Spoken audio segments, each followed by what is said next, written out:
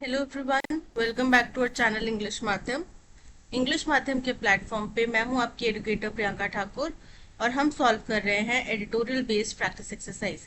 Start करते हैं आज का session with thought of the day, that is it doesn't get easier, you just get stronger. यानी कि आप, ऐसा नहीं है कि आपकी परेशानियां जिंदगी में से खत्म हो जाएंगी हमेशा के लिए, या कोई भी ऐसा पल होगा कि आपकी लाइफ में कोई प्रॉब्लम नहीं होगी।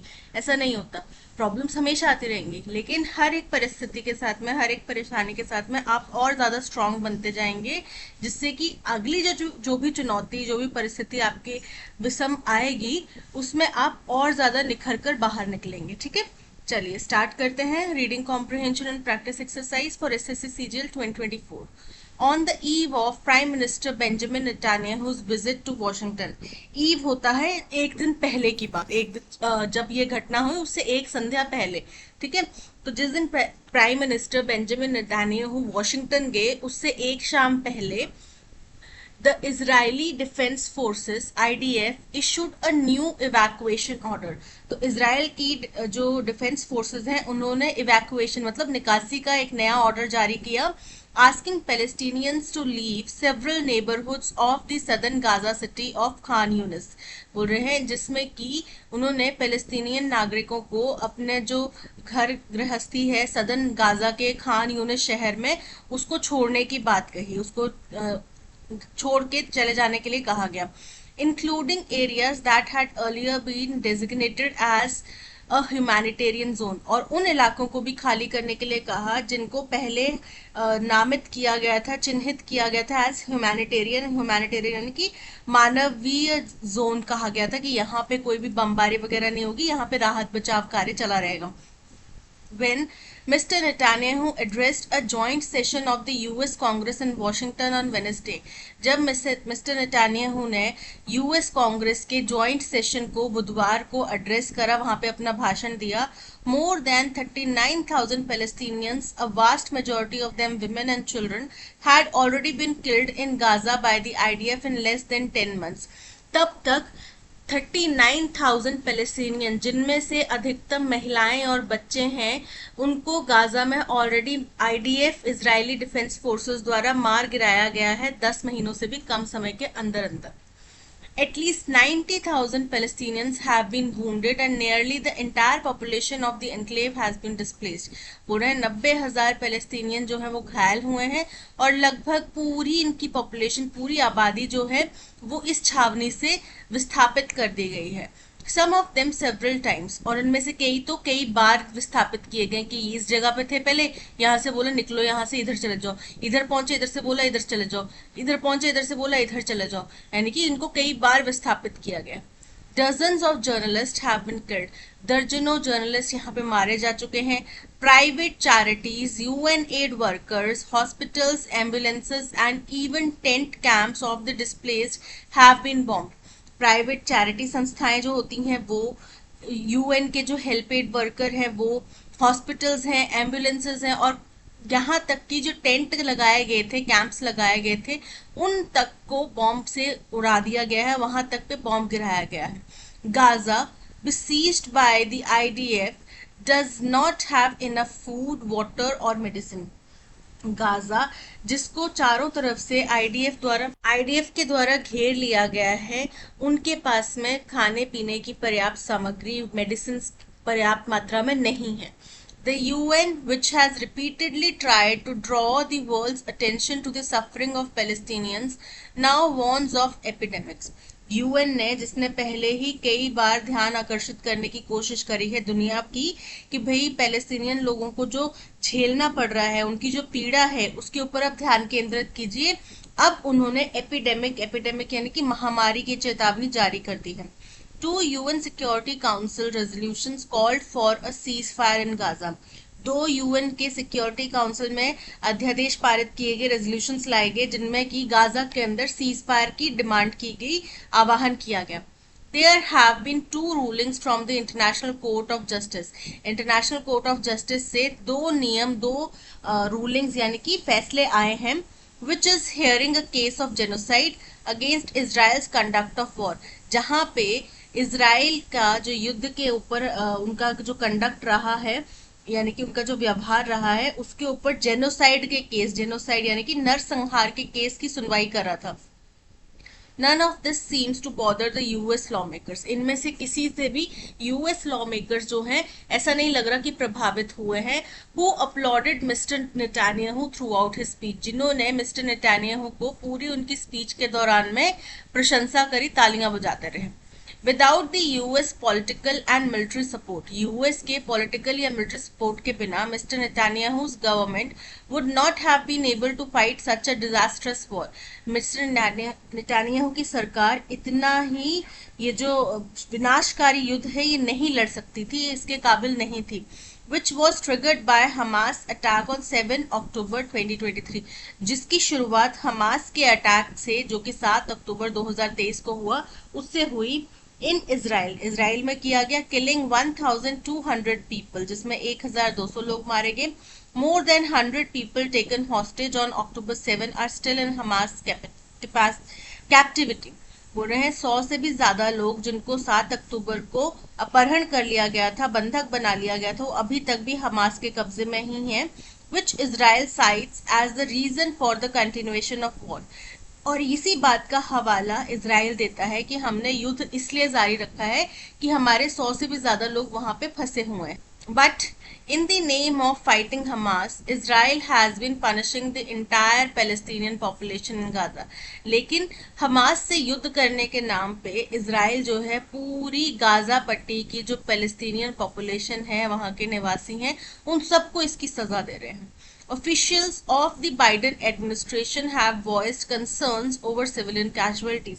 बाइडन एडमिनिस्ट्रेशन के जो ऑफिशियल्स हैं, पदाधिकारी हैं, उन्होंने अपनी आवाज उठाई है सिविलियन कैजुअलिटीज के ऊपर कि भाई यहाँ पे आम नागरिक प्रभावित हो रहे हैं। But besides the verbal protestations, Washington has done little to force Israel to act. लेकिन ये केवल शब्दों के जरिए वो प्रोटेस्ट जता रहे हैं, उन्होंने बस शब्दों की कार्रवाई करी है, एक्चुअल में कोई एक्शन नहीं लिया गया, ना ही इजराइल को फोर्स किया गया कि भाई आप इस युद्ध को रोको या कुछ यहाँ पे action low. Yet there are underlying tensions in the relationship। फिर भी यहाँ पे इन दोनों के रिश्तों में कुछ फंडामेंटल टेंशन देखने मिल रही है। The protests in Washington while Mr. Netanyahu was speaking at Congress point to growing public criticism of his war and America's support for it। जो वॉशिंगटन में प्रोटेस्ट हुए जिस टाइम पे मिस्टर नेतान्याहू कांग्रेस में अपने भाषण दे रहे थे उस समय पे, तो ये दिखाता है कि वहां के आम जनता जो है वो इसको क्रिटिसाइज कर रही है, उनकी युद्ध नीतियों को क्रिटिसाइज कर रही है, और जिस तरीके से अमेरिका इसको सपोर्ट कर रहा है उसको भी क्रिटिसाइज कर रही है। The welcome Mr. Netanyahu received at Congress shows that he has the support of the elites। जो उनका स्वागत मिस्टर नेतान्याहू का कांग्रेस में किया गया उससे ये साफ होता है कि वहां के जो उच्च तबके के लोग हैं, हाई क्लास के लोग हैं, उनका तो सपोर्ट है मिस्टर नेतान्याहू को। But the protest on the streets and the dissenting voices even among lawmakers suggest that the national consensus on Israel is eroding in US।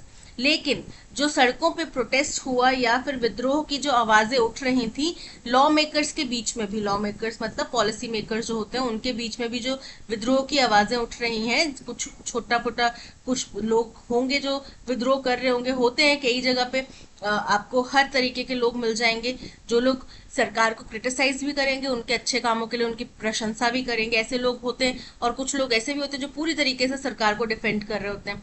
तो यहाँ पे कुछ लॉ मेकर्स ऐसे भी थे जो आवाज अपने विद्रोह के स्वर उठा रहे थे।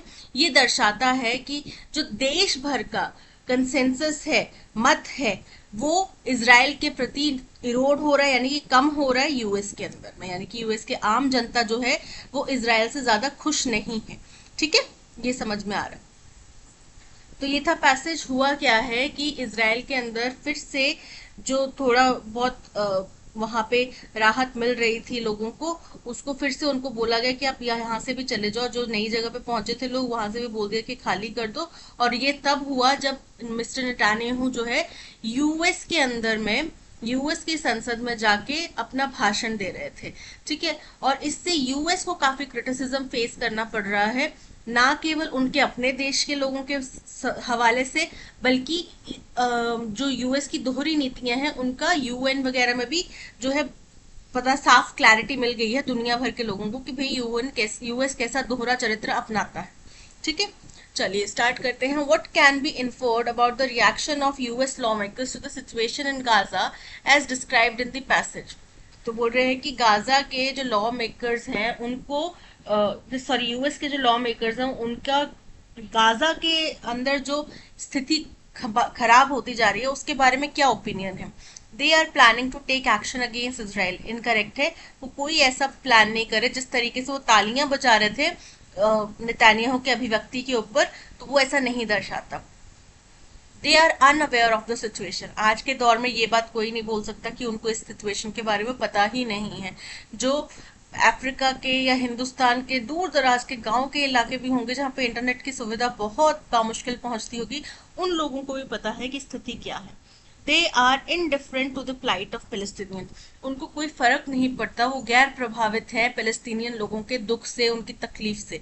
बिल्कुल करेक्ट है, option C is correct. Passage the UN has repeatedly tried to draw the world's attention on suffering in Gaza and now warns of potential epidemic। महामारी के लिए वार्न करा है ना, so option A is correct. What triggered the war discussed in the passage? War की शुरुआत कैसे हुई थी? जब अक्टूबर 7, 2023 को हमास ने अटैक करा था, और इस बात को देश की या दुनिया की कोई भी जो सरकार है वो मना नहीं कर रही है, अस्वीकार नहीं कर रही है कि भाई हमास ने शुरुआत करी थी। लेकिन इसी चीज में हम ये नहीं कह सकते कि भाई जो इजराइल अब कर रहा है वो सही है। ठीक है, मानते हैं कि हमास ने अटैक की शुरुआत करी, मानते हैं कि वो गलत था और दर्दनाक था, लेकिन उसके एवज में कितने लोगों की जाने जाना बाकी है, कब जाके ये रुकेगा। ठीक है, ये बात भी एक्सेप्ट करने से किसी को पीछे नहीं हटना चाहिए। जो लोग बेतुके से तर्क दे रहे हैं ना, उनको ये चीज समझनी चाहिए कि खून खराबा is not the solution. Hamas एक टेररिस्ट ऑर्गेनाइजेशन है और इसराइल एक कंट्री है। ठीक है, तो उनमें और हमास में अगर फर्क डिफ्रेंशिएट करना है तो उसका एकमात्र जरिया यही है कि अब इसराइल को रुक जाना चाहिए। बहुत हो गया बदला, आम जनता की जान जा रही है। हमास का कुछ नहीं गया, ना उनके बंदे वापस आए जो 100 लोगों से ज्यादा को बोला जा रहा है कि भाई वापस आ जाने चाहिए थे, उनके कब्जे में है, ना वो लोग वापस आए। ठीक है, बातचीत के जरिए सोल्यूशन निकल सकता है। A peace treaty signed on October 7, 2023 incorrect है। An attack by Hamas on October 7, 2023 option B is correct. The passage suggests that the US has taken substantial actions to force Israel to change its approach in the war against Hamas। बोल रहे हैं passage में दर्शाया गया है कि US ने कड़े कदम उठाए हैं इजराइल के लिए, इजराइल की तरफ, कि भाई आप अपना जो हमास के अगेंस्ट वॉर है उसकी अप्रोच चेंज करो। तो क्या ये स्टेटमेंट ट्रू है या फॉल्स है? ये पूरी तरीके से फॉल्स है। केवल कुछ इनके लॉ मेकर्स ने वर्बल प्रोटेस्ट दिखाए हैं, शब्दों के जरिए बोला है कि भाई हाँ आपने गलत किया, क्रिटिसाइज किया, लेकिन एक्शन कुछ नहीं लिया गया। ठीक है, तो ये बिल्कुल गलत है। True as US has implemented economic sanctions against Israel incorrect है। True as the US has threatened military withdrawal incorrect है। False as the US has only made verbal protestation option C is correct। What is the tone of the passage? Obvious सी बात है, critical है tone, क्योंकि जो भी घटनाक्रम हो रहा है उसको क्रिटिसाइज किया जा रहा है।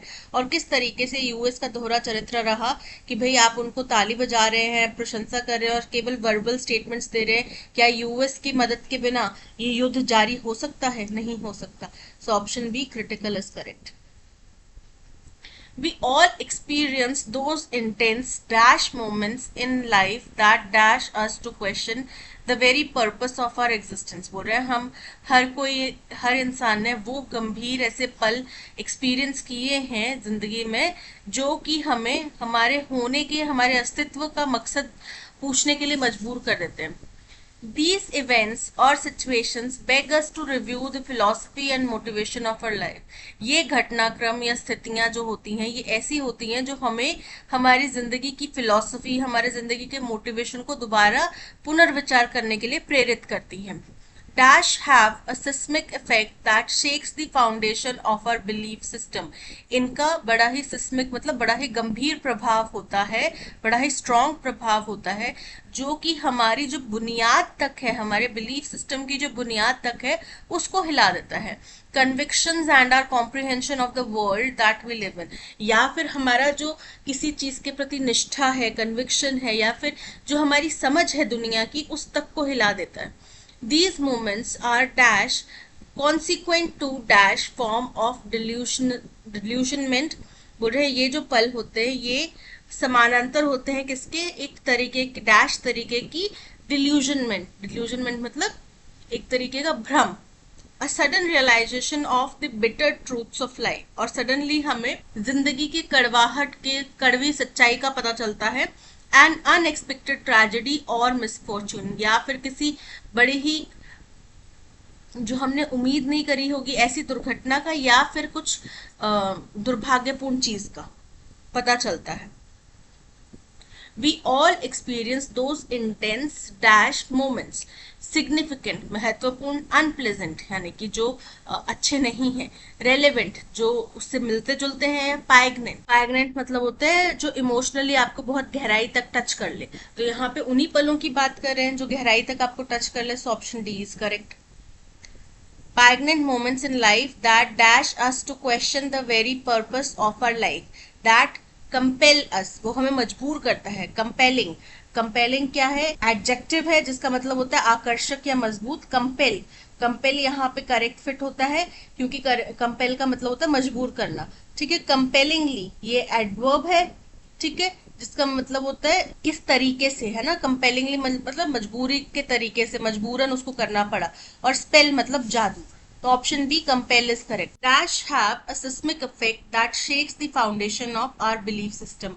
तो हैव है यानी कि प्लूरल आएगा. हु और ह्यूम ये व्यक्तिगत तौर पे बात की जा रही है, किसी व्यक्ति की बात की जा रही है. दे उन घटनाओं की बात की जा रही है. आए मतलब मेरा इसके ऊपर बहुत ज्यादा प्रभाव रहेगा.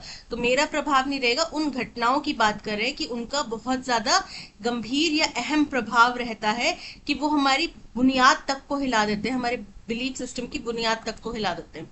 These moments are dash consequent to. First है मोर ओवर मतलब होता है इसके अलावा. इंडीड मतलब यकीनन, वास्तव में. ऑफन मतलब अक्सर, और फर्दर मतलब अतिरिक्त रूप से. तो यहाँ पे ये अक्सर होता है ना, ये ऑफन जो है कॉन्सिक्वेंट होते हैं किसके, dash form of delusionment, some form of delusionment, किसी प्रकार के डिल्यूजनमेंट के इक्वल होते हैं ये पल. इक्वल नहीं मतलब उसके परिणाम स्वरूप होते हैं, उसके प्रभाव स्वरूप होते हैं. तो हमें किसी प्रकार का भ्रम होगा, जैसे मान लो हमें ये भ्रम होगा कि हमारा दोस्त हमें कभी धोखा नहीं दे सकता, या हमारा जो जीवन साथी है वो हमें कभी किसी दूसरे के प्रति मतलब कभी हमारे लिए खड़ा होगा, हमारे लिए स्टैंड लेगा. लेकिन ये हमारा भ्रम टूट जाता है, तब हमें लगता है कि हम एग्जिस्ट ही क्यों कर रहे हैं, या फिर ये रिश्ता ही क्यों है. अगर ऐसे व्यक्ति का हमारे जिंदगी में हाथ है जो हमारे लिए कभी स्टैंड नहीं ले सकता, तो फिर हम क्यों हैं. या फिर हमारा ऐसा दोस्त है कि भाई जो हमें धोखा दे गया, या ऐसी परिस्थिति होगी जिसके हम भ्रम में थे कि ये तो मैं कभी फेल हो ही नहीं सकता, लेकिन हम फेल हो गए उस एग्जाम में. तो फिर वो हमारी भ्रांति टूट जाती है, फिर हमें हर एक चीज हमारे सवालों के घेरे में आ जाती है. क्या मैं गलत कर रहा था, क्या मैंने वहां पे मॉक टेस्ट में जो रिजल्ट आए थे वो सही नहीं आए थे, क्या वो व्यक्ति हमेशा से ही ऐसा था, या अब कुछ ऐसा हुआ. ठीक है. ये सारी चीजें हमारे क्वेश्चन में आ जाती हैं. तो सम स्टेटमेंट गिवन है उसको एक्टिव वॉइस में कन्वर्ट करना है. The agency had been robbed by 2 mask man. Past की घटना है, 2 मास्कमैन द्वारा एजेंसी को रॉब किया गया. अब हमें पता है बाय के बाद में जो आता है वो क्या होता है, हमारा सब्जेक्ट. 2 mask intruders. अब एजेंसी को पास्ट में रॉब करा गया, तो क्या किया है, had robbed the agency. 2 mask intruders had robbed the agency. Rob नहीं आएगा, हैड बीन रॉब नहीं आएगा, had robbed the agency. Option C is correct. अब यहाँ पे have है, have वैसे प्लूरल में आता है लेकिन यहाँ पे घटना पास्ट में हो चुकी है तो have नहीं है. इंटेंसिव मतलब बड़ा ही कठोर, बड़ा ही गहरा, बड़ा ही डेप्थ वाला. तो एंटोनिम क्या होगा, रियल मतलब असली, वास्तविक. डेयर मतलब साहस. फियर्स मतलब उग्र. और सुपरफिशियल मतलब जो ऑनेस्ट नहीं है, ट्रू नहीं है, उथला है, बड़ा ही उथला चीज है. तो इंटेंसिव अगर गहरा है और सुपरफिशियल उथला है तो मतलब उथला. Option D is the correct antonym for intensive. A lot of adulterants are chemicals that can lead to an range of health problems in both children and adults. Adulterants क्या होते हैं? मिलावट की जो चीजें होती हैं। तो जो ज्यादातर मिलावट की चीजें हैं वो केमिकल्स होते हैं जो कि रेंज ऑफ ना कि एन के साथ ना वॉवल साउंड आता है। आर जो है किसी भी फॉर्म में वॉवल साउंड नहीं है। र रेंज, तो क्या आएगा? अ रेंज ऑफ हेल्थ प्रॉब्लम, जो बहुत सारी बीमारियों को आमंत्रण देता है, चाहे वो बच्चे हों चाहे बुजुर्ग हों। क्या आएगा? अ range of health problems, option D is correct. The invigilator did not know the four friends were exchanging notes right at front of him. Right at the front of him नहीं होता, मेरी आंखों के सामने वो कर रहे थे, तो right in front of him या right in front of me। ठीक है, क्या होगा? right in front of me, option D is correct। The preparations for the picnic have been meticulously completed by the program committee on time. Antonym बताना है। सबसे पहले तो आपको मेटिकुलसली का मतलब पता होना चाहिए। मेटिकुलसली का मतलब होता है सतर्कतापूर्ण तरीके से, बहुत ही बारीकी से। तो एंटोनिम क्या होएगा? अव्यवस्थित ढंग से। मेस्मराइजिंगली, मंत्रमुग्ध तरीके से, मंत्रमुग्ध करने वाली तरीके से। प्रूडेंटली मतलब बुद्धिमानी से। क्योटिकली मतलब अव्यवस्थित तरीके से। और सेरेनली मतलब शांति से। तो अगर वो चीज शांति से, अच्छे ढंग से, सुचारू ढंग से होगी तो उल्टा क्या हो जाएगा? chaotic, option C is correct. One word substitute करना है। Affected by an undesirable condition और अनप्लेजेंट फीलिंग। अगर कोई भी व्यक्ति किसी अनवांटेड चीज से, अनडिजायरेबल चीज से पीड़ित है, प्रभावित है, तो वो क्या होगा? कैंसल्ड। कैंसल्ड मतलब रद्द कर देना। इनडिफरेंट मतलब अप्रभावित, उदासीन। मॉडेस्ट मतलब विनम्र। स्ट्रिकन मतलब प्रभावित, किसी चीज से पीड़ा में होना या फिर पीड़ित होना किसी चीज से। So option D is correct. Bewitching का मतलब होता है बड़ा ही चार्मिंग, बड़ा ही मंत्रमुग्ध करने वाला, एन्चैंटिंग। अब इसका सिनोनिम क्या होगा? पेनफुल, दर्द भरा। इल्योरिंग मतलब आकर्षित करने वाला। रूड मतलब खड़ूस, अशिष्ट। रिपल्सिव मतलब अपने से दूर धकेलने वाला या ज्यादा आपको प्रभावित नहीं कर रहा, आपकी उसमें रुचि नहीं बन रही। So option B, alluring is the synonym for bewitching. The mermaid murmured that it had been very difficult for her to live far from human civilization. जो जल परी थी उसने मर्मर करना मतलब बड़बड़ाते हुए बोला कि उसके लिए बड़ा डिफिकल्ट हो गया है ह्यूमन सिविलाइजेशन, उसके लिए बड़ा डिफिकल्ट रहा ह्यूमन सिविलाइजेशन से, इंसानी बस्तियों से दूर रहना। इसमें कोई भी करेक्शन की रिक्वायरमेंट नहीं है, सारी स्टेटमेंट करेक्ट है, कोई ग्रामेटिकल या स्पेलिंग एरर नहीं है। Option B is correct. An unparalleled popularity, अद्वितीय popularity, the lotus temple has always enjoyed, lotus temple ने हमेशा एंजॉय करी है। As shown by its predominance in literature and art, जैसा कि उसका प्रीडोमिनेंस मतलब पूरी तरीके से जो उसका डोमिनेंस रहा है हमारे लिटरेचर में और आर्ट में, उससे दिखाई देता है। Throughout the length and breadth of India, Hindustan के कश्मीर से कन्याकुमारी तक और गुजरात से लेके मेघालय मणिपुर तक, सब तरफ तक ये दिखाई देता है। फ्रॉम द अर्लीस्ट टाइम, शुरुआती दौर से लेकर down to the present day, आज दिन तक। ठीक है, तो क्या है मतलब लोटस टेम्पल की जो पॉपुलैरिटी है अनपैरेलल्ड यानी कि अद्वितीय, जैसा जैसे दूसरी किसी चीज के पास में इतनी पॉपुलैरिटी नहीं है, वो पूरी हिंदुस्तान के टॉप से लेके बॉटम तक, ईस्ट से लेके वेस्ट तक और पुराने समय से लेके आज दिन तक दिखाई देती है। ठीक है, सो ये हमारा फर्स्ट स्टेटमेंट है, क्योंकि हमें पता चल रहा है कि हम किसके बारे में बात कर रहे हैं, उसकी प्रसिद्धि के बारे में बात कर रहे हैं, उसको दुनिया देश भर में जो मिलती है, और ये जाहिर कहाँ से होता है? लिटरेचर और आर्ट में जो उसकी चीजें मेंशन्ड है उससे पता चलता है। तो अरेंजमेंट बन रहा है QPSR, QPSR, QPSR, option A is correct. After hours of persistent pursuit and persecution, the little prince was at last deserted by the rabble and left to himself. बोल रहे हैं कि घंटों के persistent मतलब निरंतर परस्यूट से, उसको अप्रोच करने से, उसको मनाने की कोशिश करने से लेके और परसिक्यूशन के बाद में, परसिक्यूशन मतलब जो इल ट्रीटमेंट वगैरह होता है, उसको अच्छे से उसके ऊपर थोड़ा आक्रामक हो रहे थे या हॉस्टाइल हो रहे थे, जो लिटिल प्रिंस था उसको अंततः उसके हवाले छोड़ दिया गया रैबल के द्वारा। इसके रैबल मतलब जो गुस्साई भीड़ होती है या अनऑर्गेनाइज भीड़ होती है, उसके द्वारा अपने हाल पर छोड़ दिया गया। तो यहाँ पे इनकरेक्टली स्पेल्ड वर्ड बताना है आफ्टर आवर्स। देखो दिया है परसिस्टेंट, रैबल, परसिक्यूशन, डिजर्टेड। तो परसिस्टेंट करेक्ट है, रैबल भी करेक्ट है, परसिक्यूशन की स्पेलिंग इनकरेक्ट है, PERSECUTION, परसिक्यूशन, जिसका मतलब होता है इल ट्रीटमेंट या hostility. Option C is correct. Mothers have great animosity for their children. Animosity का मतलब होता है शत्रुता।